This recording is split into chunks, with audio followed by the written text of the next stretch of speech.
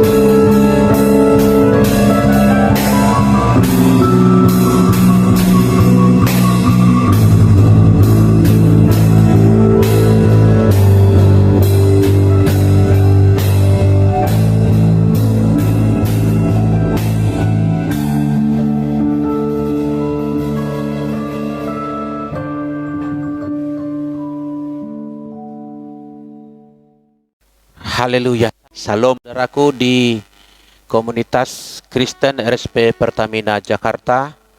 Hari ini saya akan menyampaikan renungan sesuai tema yang diminta, yaitu Imago Dei atau Image of God. Bahasa Indonesianya gambar Allah.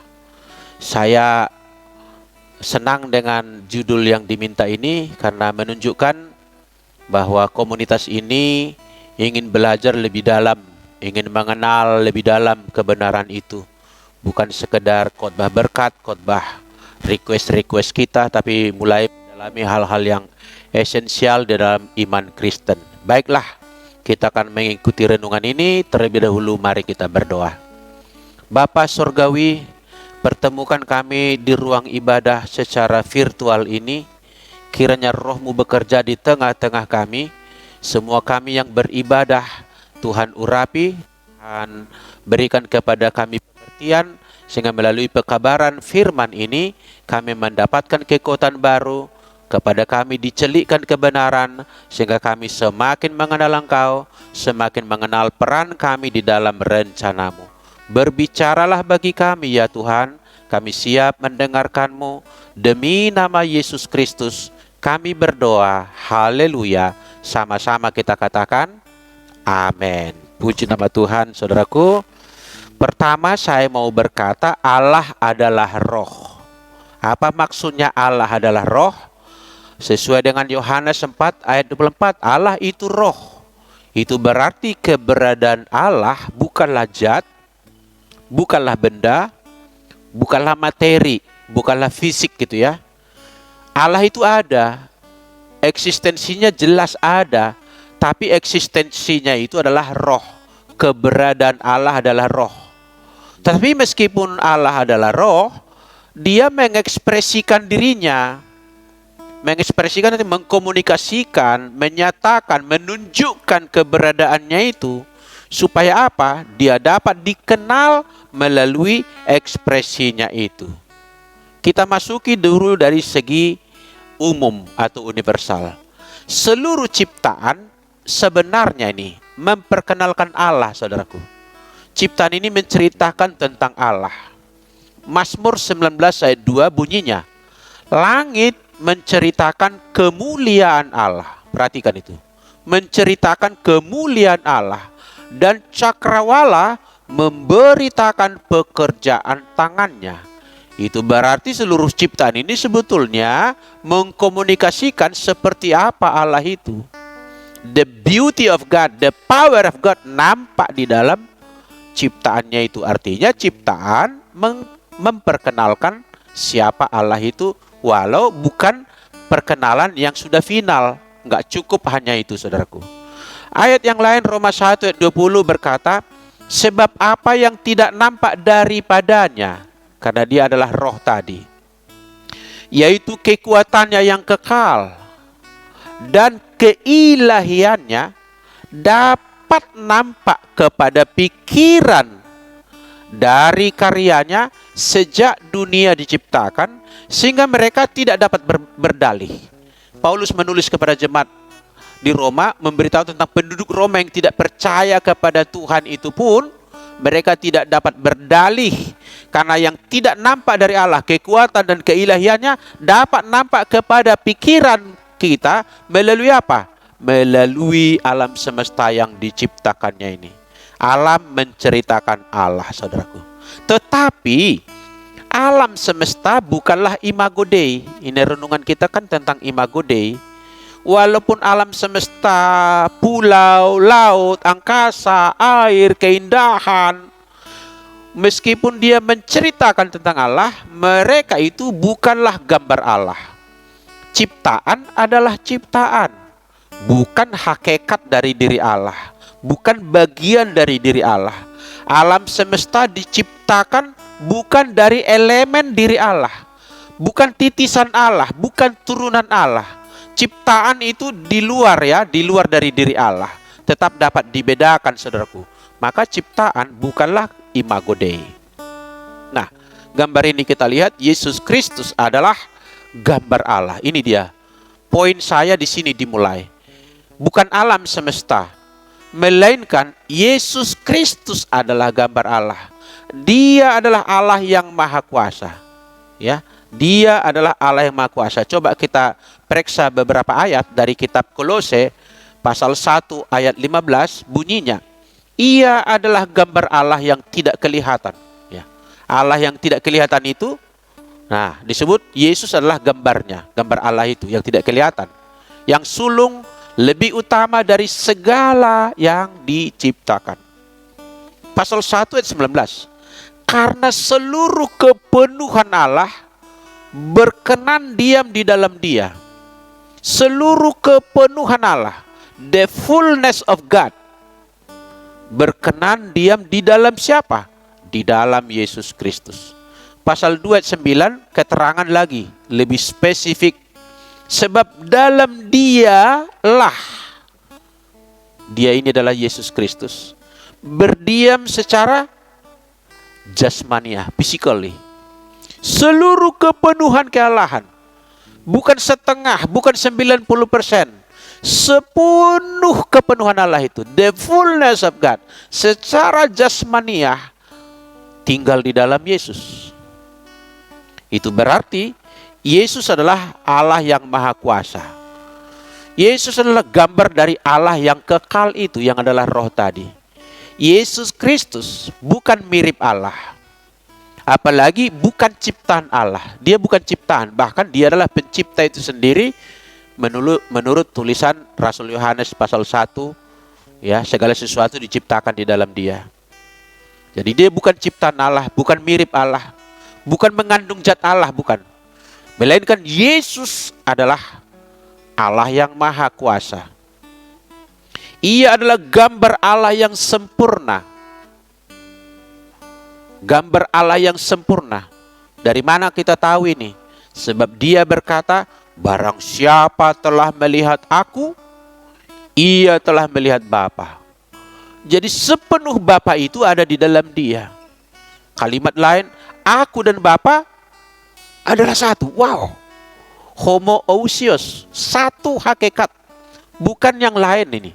Bukan berbeda derajatnya, bukan berbeda kualitasnya. Kalau Bapa itu adalah Allah, Yesus Kristus juga adalah Allah. Saudaraku yang dikasihi Tuhan, Yohanes 10 ayat 30 itu ya, ayat itu ya. Ya, puji nama Tuhan. Saya senang tema ini diberikan sehingga saya mengerahkan suatu cara pendekatan penafsiran Alkitab secara sistematis. Kebetulan saya memang dosen atau pengajar teologi sistematika, jadi saya tidak berhenti pada satu ayat tertentu, kitab tertentu, melainkan saya berselancar dari kitab ke kitab, dari ayat ke ayat, dari para penulis yang satu kepada penulis yang lain. Mari kita masuk ke perjanjian baru sekarang, Ibrani 1 ayat 1 sampai 3. Demikian. Setelah pada zaman Allah berulang kali dan dalam pelbagai cara berbicara kepada nenek moyang kita dengan perantaraan nabi-nabi. Ayat 2, maka pada zaman akhir ini, last days, bukan akhir zaman. Kalau akhir zaman last day, ini zaman akhir, last days. Majemuk dia harinya banyak, bahkan udah ribuan tahun sejak kedatangan Yesus. Maka pada zaman akhir ini, Ia telah berbicara kepada kita dengan perantaraan anaknya, bukan lagi dari nabi-nabi, Musa, Daud, Daniel, Maleaki, bukan lagi dari perantaraan nabi-nabi, melainkan perantaraan anaknya, yang telah Ia tetapkan sebagai yang berhak menerima segala yang ada milik Yesus, segala yang ada dalam kuasa Yesus, segala yang ada di atas itu semuanya, Yesus berdaulat penuh. Oleh Dia Allah telah menjadikan alam semesta. Jadi Dia bukan ciptaan, bahkan Dia adalah pencipta alam semesta itu. Kenapa? Karena Dia satu hakikat dengan Allah. Dia tidaklah derajat lebih rendah dari Allah, saudaraku. Ayat berikutnya, ini menjadi konsentrasi kita. Ayat 3. Ia adalah cahaya kemuliaan Allah. Cahaya kemuliaan Allah. Dan gambar wujud Allah. Dan menopang segala yang ada dengan firman-Nya yang penuh kekuasaan.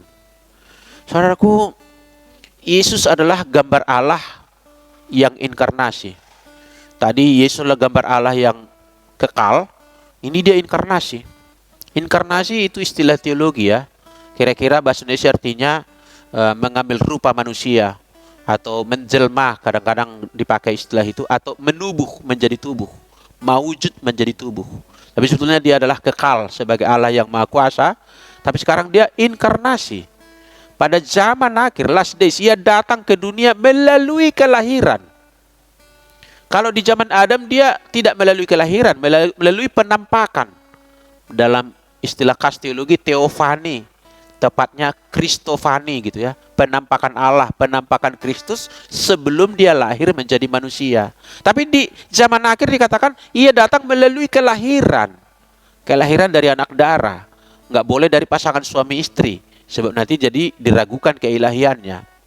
Ia mengambil rupa manusia, tetapi juga tanpa berhenti sebagai Allah. Nggak berarti kealahan dia stop atau non-aktif gitu. Tetap dia adalah Allah, walaupun dia di rahim Bunda Maria, terlahir sebagai bayi kecil. Kalau saja dia tidak melaksanakan fungsi kealahannya sepenuhnya, katakanlah powerful begitu rupa, ditusuk dengan dipaku tidak mempan misalnya gitu ya.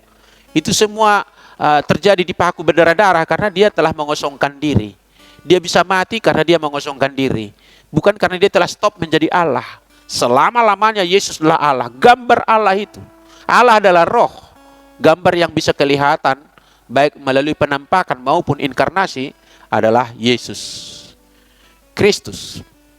Ayat 3 dikatakan, ia adalah cahaya kemuliaan Allah. Cahaya kemuliaan Allah. Kalau kita lihat ada matahari, matahari mengeluarkan sinar. Sinar itu keluar dari mana? Dari matahari.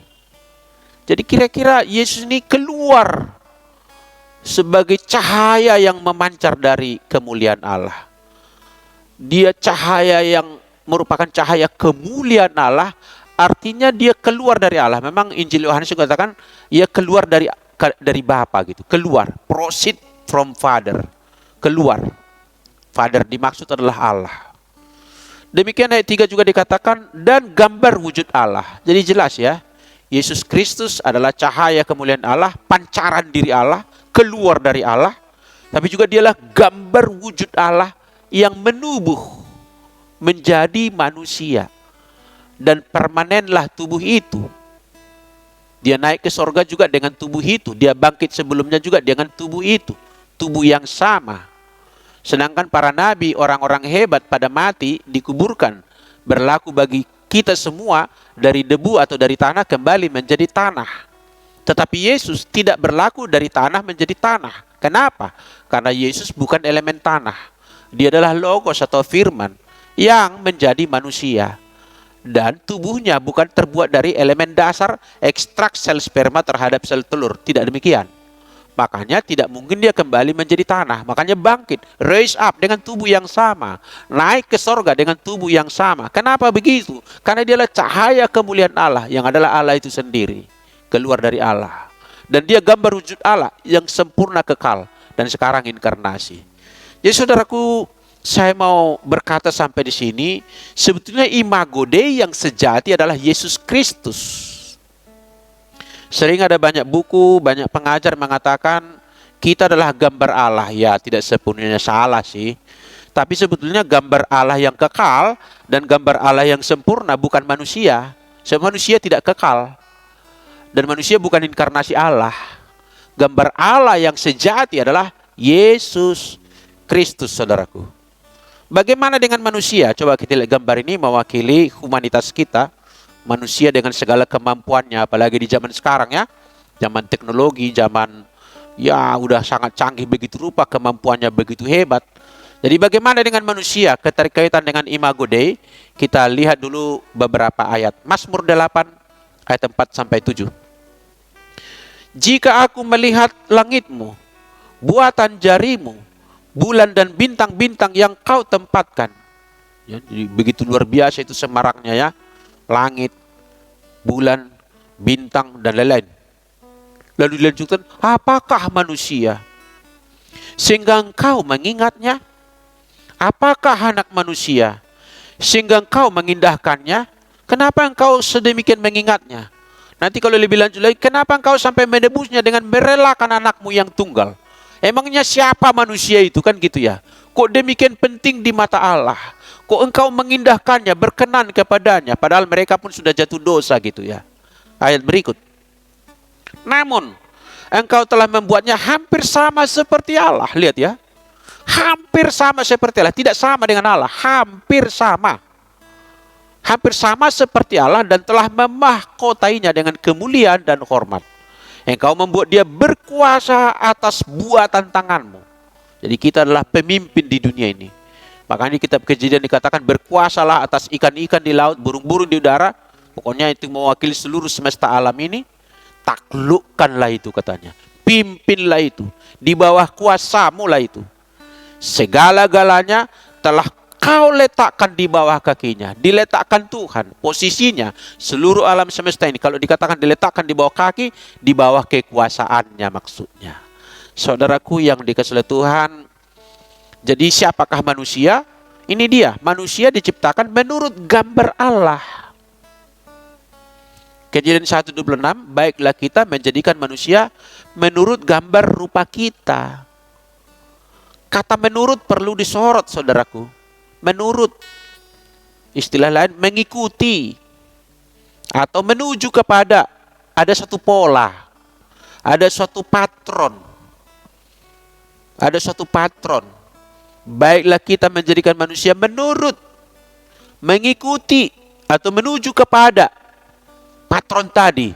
Siapa patron tadi? Itu gambar Allah tadi yang kekal, Yesus Kristus. Manusia diciptakan hampir sama di Mazmur tadi. Engkau menciptakan manusia itu dikatakan hampir sama seperti Allah. Enggak sama dengan Allah. Karena Allah pencipta, manusia adalah ciptaan. Allah Maha Kuasa, manusia hanya berkuasa. Allah kekal tanpa permulaan dan tanpa akhir. Manusia punya permulaan walaupun kemudian tidak punya akhir.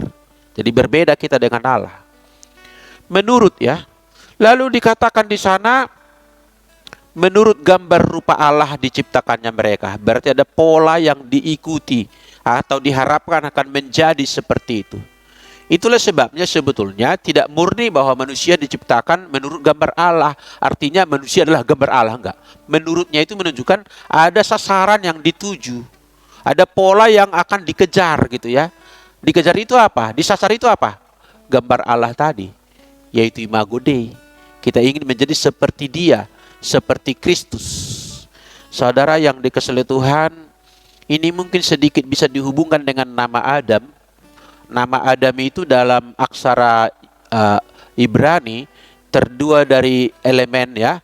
Kata Alef, huruf Alef itu simbolik bagi Allah, Alef. Dan Dalet Mem itu dilafalkan Dam. Dam itu artinya tanah atau kadang-kadang juga diartikan darah gitu ya. Ya, sehingga Adam artinya mempunyai dua komponen dia. Komponen yang datang dari Allah yaitu nafas Allah yang ditiupkan ke hidungnya, dan komponen yang awal pertama kali dibentuk Tuhan dari tanah. Nah, makhluk lain tidak mempunyai elemen seperti ini, tidak mempunyai elemen alef atau Allah di dalamnya. Tidak disebut Adam. Binatang ya binatang, tumbuhan ya tumbuhan. Tapi manusia diciptakan menurut atau menuju kepada gambar Allah, menuju kepada suatu Imago Dei, saudaraku. Ya, jadi kita sejauh ini dapat menangkap bahwa manusia diciptakan berbeda dari semua ciptaan lain, bahkan berbeda atau lebih tinggi dari malaikat, kecuali karena dosa kita nanti kalau dipulihkan tetap saja kembali kepada posisi lebih tinggi dari malaikat. Dibuat dari tanah, tetapi ditiupkan nesamah atau nefes atau nafas ke dalam hidungnya. Itulah sebabnya manusia disebut mahkota ciptaan Allah, lebih tinggi di antara semua ciptaan. Kepada manusia dianugerahi kuasa atas alam semesta, leading the world. Dan manusia itu mempunyai tugas dan peran menyatakan kemuliaan Allah. Jadi manusia itu boleh dibilang perwakilan Allah untuk memimpin dunia ini. Perwakilan Allah. maksudnya memanifestasikan kehadiran Allah, karena dia diciptakan hampir sama seperti Allah, ya saudaraku. Nah, bagaimana dengan kejatuhan dosa? Begini teman, kejatuhan dosa, manusia tidak kehilangan gambar Allah karena dosa, tidak kehilangan gambar Allah, tetapi yang hilang adalah kemuliaan Allah. Mari kita baca Roma 3 ayat 23. Bunyinya demikian. Karena semua orang telah berbuat dosa, ya. Dampaknya apa?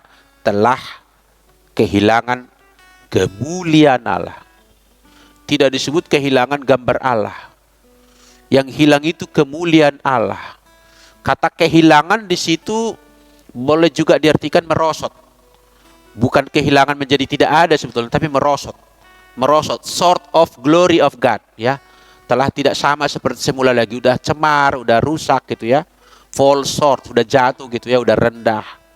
Nah, tapi yang hilang bukan gambar Allah atau imago Dei. Yang hilang adalah kemuliaan Allah, yaitu kavod Hashem atau kavod Adonai, ya. Jadi yang hilang adalah kemuliaan Allah. Tetaplah kita memiliki imago Dei yang dimaksudkan akan menuju menjadi seperti Yesus yang adalah imago Dei yang kekal itu, saudaraku. Itulah sebabnya dosa ditebus oleh Yesus Kristus, supaya setiap orang yang telah mengalami penebusan itu akan dikembalikan kepada format yang semula, diciptakan ulang kembali kepada posisi atau desain penciptaan sejak semula, yaitu dia menjadi pemimpin, dia menjadi penakluk atas alam semesta ini.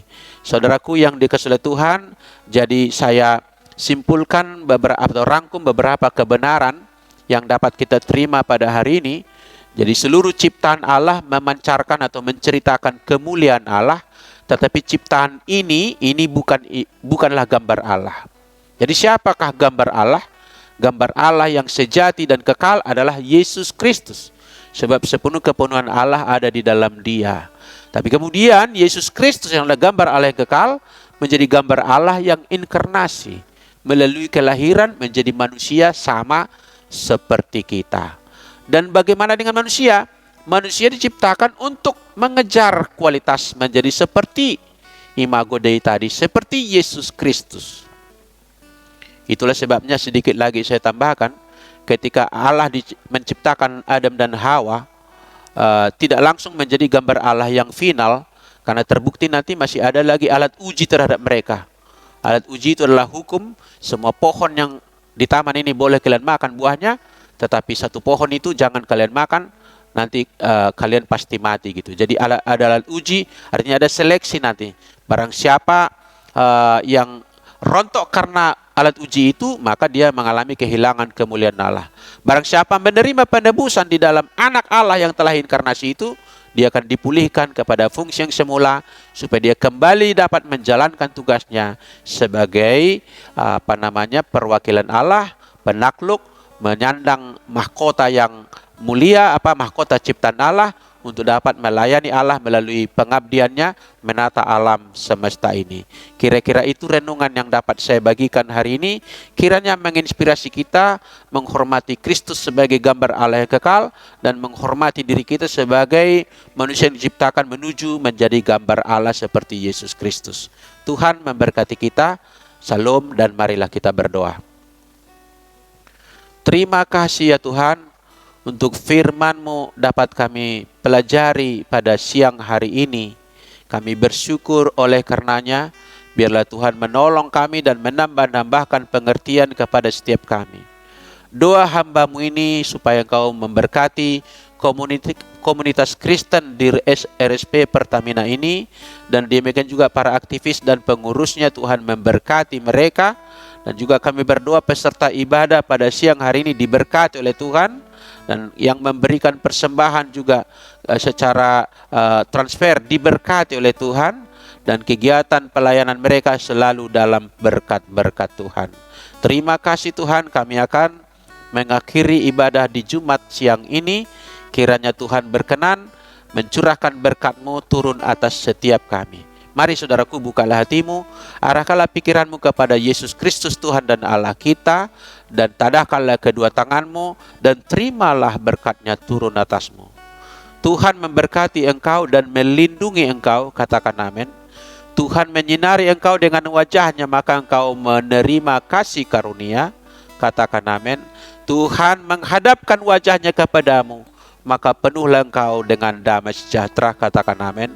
Pulang atau lanjutkanlah pekerjaanmu, percayalah Tuhan besertamu, membuat yang kau kerjakan menjadi berhasil. Kemanapun engkau bepergian, dimanapun engkau berada, diutusnya malaikat-malaikat menjaga mengawalmu, sehingga tidak mengalami celaka, tidak mengalami mara bahaya.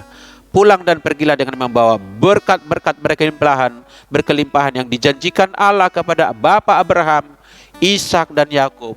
Terima itu semuanya di dalam nama Yesus Kristus Tuhan kita. Haleluya. Sama-sama kita katakan amin. Salam bagi kita, selamat siang. Tuhan memberkati.